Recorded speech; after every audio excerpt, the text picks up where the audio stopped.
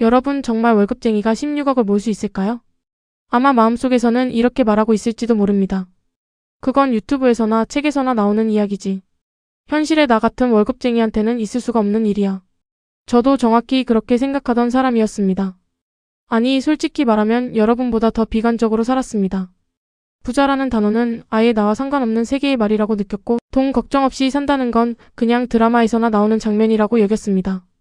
제 첫 직장 연봉은 2,800만 원이었습니다. 세후로 통장에 찍히는 월급은 200만 원대 중반. 서울 원룸 월세를 내고 교통비, 식비, 통신비, 각종 구독료를 내고 나면 통장에 남는 돈은 거의 없었습니다. 가끔 잔고를 보면 10만 원, 5만 원, 심지어 마이너스에 가까운 숫자가 떠 있었습니다. 퇴근해서 집에 들어가기 전 편의점 앞에 서서 한숨부터 나왔습니다.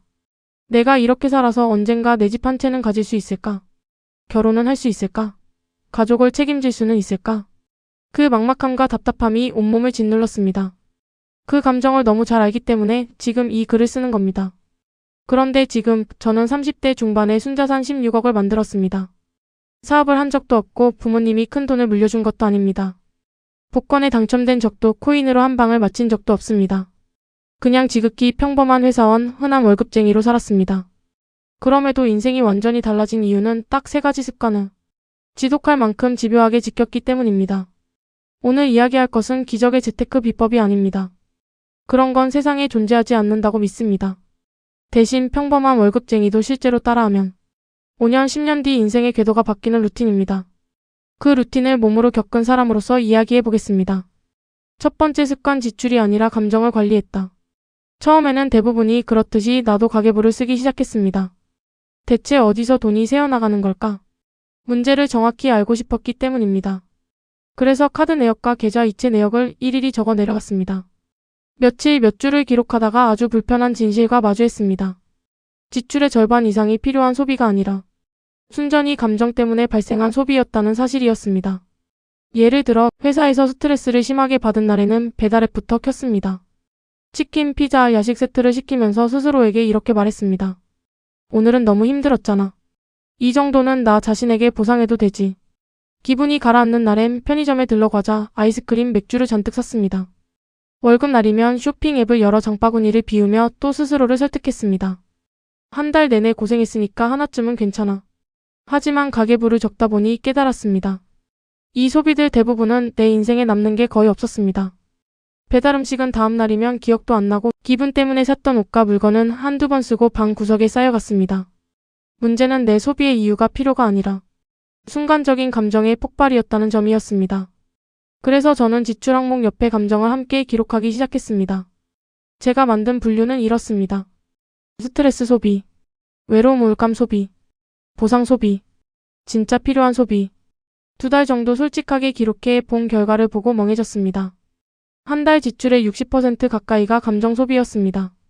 내 통장이 비어가는 이유가 경제 구조나 연봉만이 아니라 감정을 다루지 못하는 내 태도에 있다는 걸 인정해야 했습니다. 그때 결심했습니다. 지출을 줄이는 건 단순히 절약이 아니라 내 감정을 다루는 기술이구나. 그 다음부터는 지출을 억지로만 줄이는 대신 감정을 다루는 루틴을 만들기 시작했습니다. 퇴근 후 스트레스 해소용 배달집 근처 20분 산책, 우울해서 하는 쇼핑, 헬스장에서 러닝, EKM, 보상 소비, 일요일 오전 1시간 온전한 나만의 시간 확보. 처음에는 솔직히 말해 하나도 안 즐거웠습니다. 배달 대신 걸어 나가는 게 귀찮았고 운동화 끈을 묶는 것조차 버거웠습니다. 하지만 이번 달만 해보자, 일단 2주만 버텨보자라고 스스로를 속이며 조금씩 밀어붙였습니다. 그렇게 3가지 루틴이 서서히 자리를 잡자 1년 사이에 연간 지출이 500만 원 줄어들었습니다. 과장이 아닙니다. 감정이 조금씩 안정되자 필요 없는 소비가 줄었고 소비가 줄자 월말 잔고가 눈에 띄게 늘어났습니다.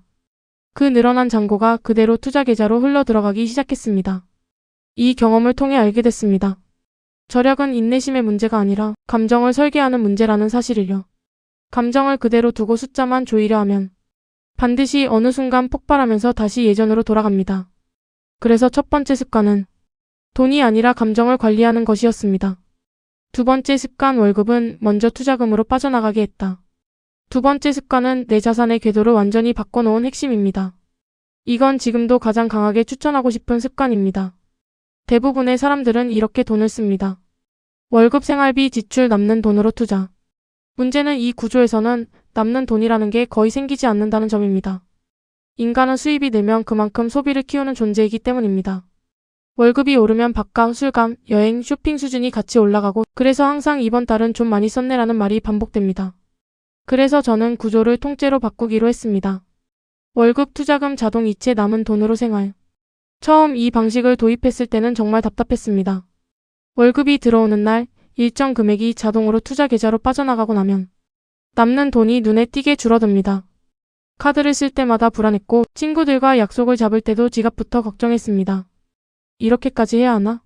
라는 생각이 수십 번은 들었습니다. 하지만 동시에 이런 느낌도 들었습니다. 이 불편함이 내가 드디어 올바른 방향으로 움직이고 있다는 증거 아닐까? 그래서 기준을 하나 정하고 웬만해서는 무너지지 않게 잡았습니다. 월급의 40%는 무조건 투자금.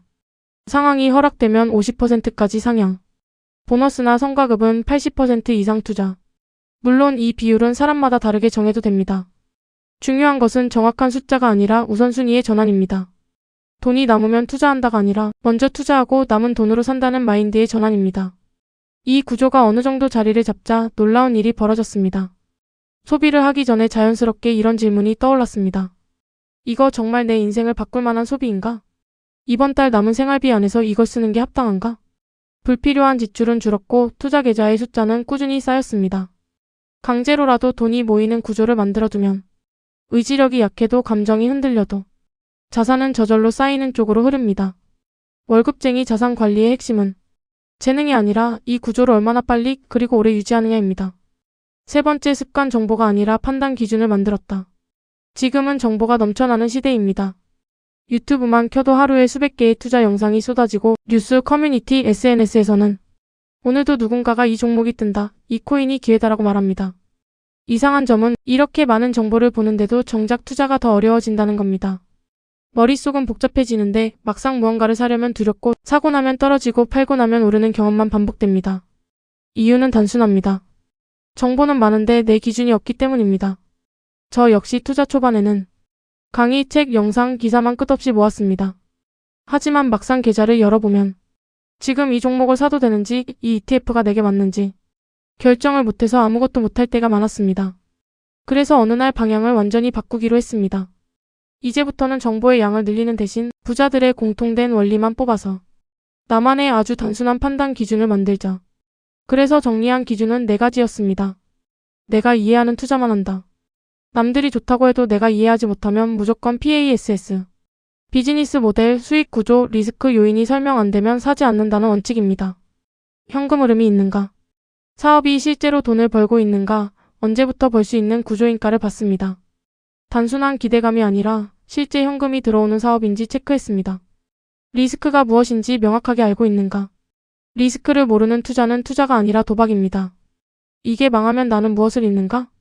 최악의 경우를 감당할 수 있는가? 를 미리 적어보았습니다. 10년 뒤에도 존재할 사업인가? 단기 유행이 아니라 10년 뒤에도 세상에 필요할 사업인지 스스로 질문했습니다. 이 기준을 통과하지 못하면 아무리 수익률이 좋아 보여도 들어가지 않았습니다.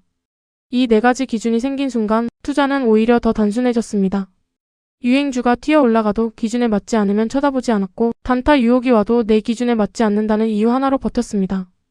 그 결과 자연스럽게 ETF, 우량주, 안정적 자산 비중이 늘어났고 자산 그래프는 느리지만 꾸준히 우상향하는 흐름을 그리기 시작했습니다. 결국 투자는 화려한 기술이 아니라 기준을 지키는 지루한 반복이라는 사실을 이해하게 됐습니다. 그리고 그 지루함을 견딘 시간이 나를 부자로 만들어준 가장 큰 자산이었습니다. 마무리 16억이 말해주는 진짜 교훈. 16억이라는 숫자를 만들어가는 과정에서 몸으로 깨달은 건 생각보다 단순합니다. 돈은 절대 숫자만의 문제가 아닙니다. 월급의 많고 적음만으로 결정되는 문제도 아닙니다. 돈은 결국 습관의 결과물이라는 점입니다. 감정이 흔들리면 지출이 흔들리고 투자에 대한 우선순위가 없다면 미래는 끝내 찾아오지 않습니다.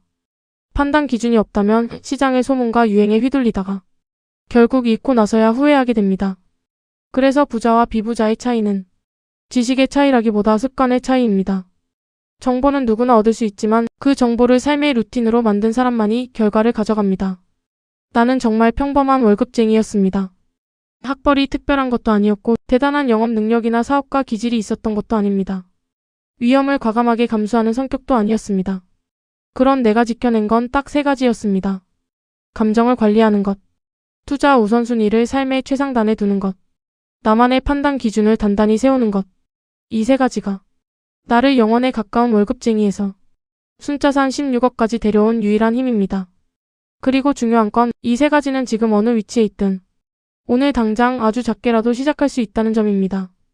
월급이 많지 않아도 빚이 조금 있어도 감정 마이너스 우선순위 마이너스 기준이라는 셋 쭉을 다시 세울 수 있습니다. 당신의 자산이 지금 어떤 상태이든 정말 단언할 수 있는 건 하나입니다. 지금부터 제대로 시작하면 결코 늦지 않다는 사실입니다.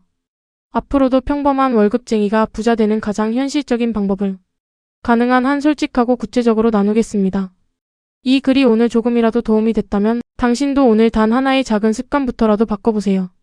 그 작은 변화들이 쌓여 언젠가 당신의 그래프 역시 조용히 그러나 분명히 위를 향해 있을 겁니다.